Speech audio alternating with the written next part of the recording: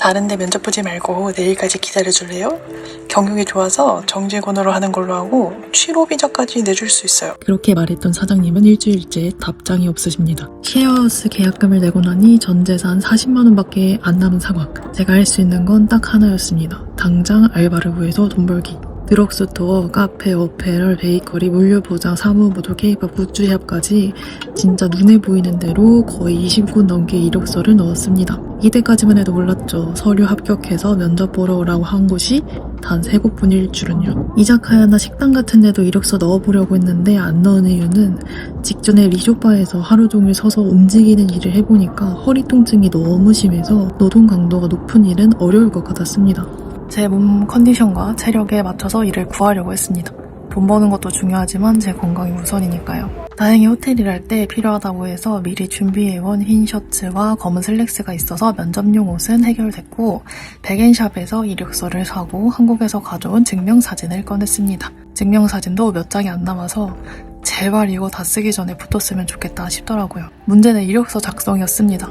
일본은 확실히 FM의 나라라 그런지 정해진 규격에 맞는 이력서를 요구하는 곳이 많더라고요. 한국에서는 워드로 써서 프린트해서 가곤 했는데 일본은 손글씨로 직접 쓰는 걸 훨씬 정성 있게 본다라는 말을 들었습니다. 근데 한자를 오타 없이 한 번에 쓰는 게 정말 미친 난이도더라고요. 네, 저 이력서만 4시간 넘게 쓰고 이력서 3장을 날려먹었습니다. 젠장. 자꾸 똑같은 한자 위치에서 틀려서 혼자 분노맥스 상태 찍었어요. 이력서 3장 날리고서야 샤프로 먼저 쓰고 위에 볼펜으로 덮어 쓴 다음에 지우개로 지우면 되는구나 하는 깨달음을 얻었습니다. 저처럼 머리가 나쁘면 몸이 고생합니다. 손에 남은 마지막 한 장을 쓰면서 제발 이 이력서가 내 월호 인생 마지막 이력서이길 간절히 바랐습니다. 지원한 매장 29 중에서 3곳에서 면접 제의가 와서 면접에 다녀왔는데요. 면접만 보면 해결될 줄 알았던 구직 상황이 어째 순탄치가 않았습니다. 대망의 첫 번째 면접은 카페였습니다. 처음 면접이고 일본어로 해야 된다는 압박감에 잔뜩 쫄아서 왔는데 다행히 사장님이 한국분이셔서 면접은 한국어로 진행이 되었어요. 제 이력서를 보시더니 막 칭찬을 엄청 하시는 거예요. 그도 그럴 게 제가 한국에서 카페 경력도 있고 디저트 제조 경력에 제과제빵 자격증까지 있었거든요. 사장님이 제 경력을 보시더니 제 마음을 자극하는 멘트를 날리셨습니다. 다른 곳 면접 보지 말고 내일까지 딱 기다려줄래요? 내가 사람을 딱 보면 아는데 나랑 진짜 잘 맞을 것 같아. 경력 인정해서 정직원으로 일하는 걸로 하고 여기서 일하면 취업 비자까지 내줄 수 있어요. 내일 연락 줄게요. 이렇게 40분 동안 정말 화기애애하게 면접을 보고 나왔는데 와, 세상이 너무 아름다워 보이는 거예요. 야, 나 그동안 일본 와서 진짜 안 풀렸는데 한국인 사장님 만나서 한 번에 합격하고 신난다! 신나서 집에 가는 길에 마트 들러서 세일하는 회까지 사서 왔습니다. 큰맘 먹고요. 혼자 알바 합격 축하 파티를 한 거죠. 이제 돈 걱정 안 해도 되겠다. 지긋지긋한 우동 안 먹어도 되겠다. 맛있는 음식 먹으면서 자축해야지. 그런데 다음 날이 지나고 다다음 날이 되어도 연락 한 통이 없는 거예요. 바쁘신가 싶어가지고 제가 먼저 조심스럽게 연락을 드렸습니다. 그랬더니 내일 다시 연락 줄게요 하시더라고요. 과연 내일 연락이 왔을까요? 아니요. 일주일 뒤에서야 연락이 와서는 일 같이 하고 싶은데 시간 언제 되세요? 라고 온 거예요. 그래서 몇 시에 출근하는지, 몇 시간 일하는 건지, 어디로 가면 되는지 궁금한 점을 적어서 답장을 보냈습니다. 왜냐하면 면접 당시에 사장님 얘기만 듣다 보니 제가 궁금한 건 하나도 못 물어봤거든요. 근데 그 메시지를 끝으로 사장님께서는 영영 답장이 오지 않으셨습니다. 안일십 당했어요. 심지어 저한테 같이 일하고 싶다는 연락을 하고 나서 구인 사이트에 들어가 보니까 다시 알바 공고를 올려두셨더라고요. 해외 나가서 한국인 믿지 마라, 한인 사장 피해라 라던 워홀 선배님들의 말씀이 뇌리를 스쳐 지나갔습니다. 이런 거였구나. 씁쓸하게 다시 이력서를 썼습니다. 두 번째 면접은 한국 회사 사무보조였습니다. 일본어 실력이 중요할 것 같아서 어차피 안 될 걸 알긴 했지만 메일로 제 이력서를 보고서는 꼭 면접에 와줬으면 좋겠다 라고 하길래 기회라도 잡자 싶어서 믿져야 본전이다 하는 마음으로 갔습니다. 면접은 일본어로 진행되었는데 진짜 제가 아는 일본어를 총동원해서 대답을 했습니다.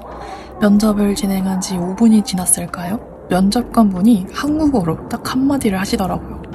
솔직하게 말씀드릴게요. 지금 일본어 실력으로는 여기서 일 못합니다. 순간 현타가 팍 오더라고요. 그래서 속으로 그럴 거면 서류에서 떨구지 왜 희망 고문 시키냐 싶었지만 그냥 솔직하게 저도 제 일본어 실력 아는데 혹시나 싶어서 와봤습니다 하고 나왔습니다. 그렇게 두 번째 면접이 끝나고 집에 돌아왔는데 속상했던 건지 서러웠던 건지 그동안 참았던 눈물이 왈칵 쏟아졌습니다.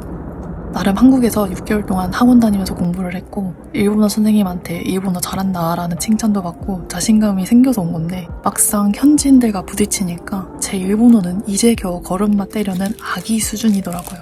일본 드라마도 얼추 보면 이해하는 수준이라서 괜찮다고 생각했는데 현지 사람들은 배우들처럼 딕션이 좋은 것도 아니라 웅얼거리는 사람도 많고 발음도 빨라서 잘 안 들리더라고요.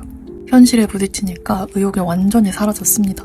속상해서 엄마한테 전화를 했더니 정 힘들면 에어비앤비 기간 끝나고 그냥 여행 갔다고 생각하고 한국 돌아와 라고 하시는 거예요. 또 그 말을 들으니까 흔들리더라고요. 진짜 한국 갈까 싶은 마음으로 핸드폰 앨범을 넘겨보는데 일본에서 찍은 사진들을 보면서 나 일본 와서 아직 아무것도 해본 게 없는데 이대로 가면은 너무 아쉽고 미련이 남을 것 같다 그런 생각이 들더라고요. 그래서 오늘 하루만 슬픈 감정을 숨기지 않고 열심히 울고 슬퍼한 후에 내일부터 다시 구직을 하기로 했습니다. 세 번째 면접은 한국인 대상 상담원 자리였는데요. 두 번째 회사 같은 꼴 안 나려고 미리 메일로 제 일본어 실력을 솔직하게 밝히고 업무가 가능한지 물어보고 갔습니다. 다행히 한국인을 상대하는 업무라서 괜찮다고 해서 면접을 받고 면접 분위기도 제 입장에서는 굉장히 좋은 편이었던 것 같아요. 담당자가 자리를 비워서 결과는 일주일 뒤에 알려준다고 해서 내심 기대하고 있었는데 다음날 바로 새로 사무직을 뽑는다는 공고가 다시 올라오더라고요. 네, 그래서 여기도 기대를 접었습니다. 결국 지금은 하루에 3곳에서 5곳의 지원서를 계속 넣으면서 구직을 진행하고 있습니다. 한국에 있을 때는 알바 면접만 보면 다 붙었고 직전 회사 대표님은 일을 너무 잘하니까 워홀 가지 말고 계속 일해볼 생각 없냐. 갔다 와서라도 다시 연락을 줘라 라고 하셨는데 외국에 나오자마자 순식간에 말도 제대로 못하는 외국인 노동자 신세가 되니까 현타가 안 올 수가 없더라고요.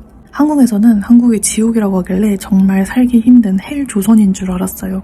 한국 밖으로 나가면 다 좋을 줄 알았는데 막상 나와서 살아보니 한국의 좋은 점만 보이기 시작했습니다. 언어가 통한다는 것, 내 능력을 인정해준다는 것, 저렴한 대중교통과 환승제도, 풀옵션 원룸과 비교적 저렴한 월세, 새벽에도 안전하게 돌아다닐 수 있는 치안. 나와보니 한국은 참 살기 좋은 나라더라고요. 누군가의 워홀 블로그에 일본어 워홀 온 한국인 10명 중에 9명은 각시탈이 되어서 돌아간다 라고 써있는 걸 보고 에이 설마 나는 아니겠지 라고 생각을 했는데 그게 제가 될 줄은 몰랐습니다. 하지만 나와보기 전까지는 몰랐던 한국의 이점을 알게 되었으니 이것도 하나의 배움이라고 감사하게 생각하려고 합니다. 일본에서 있는 기간 동안 제가 할 수 있는 것들은 다 해보려고 합니다. 최선을 다하겠다, 노력하겠다, 힘내보겠다 이런 말은 더 이상 안 하려고요. 지금은 그럴 힘이 남아있지 않습니다. 할 수 있는 만큼 해보긴 하겠지만 결과는 하늘에 맡기겠습니다. 자, 여러분 다음 영상은 과연 뭐가 올라올까요? 희망편, 저 드디어 알바 합격했습니다. 절망편, 알바 결국 못 구해서 조기 귀국합니다. 더 짐 싸요. 저도 진짜 제가 어떻게 될지 모르겠어요. 과연 김고국의 일본 생존기는 어떻게 끝날지 다음 영상에서 확인해주세요. 오늘도 영상 봐주셔서 감사하고 다음 영상에서 만나요. 안녕.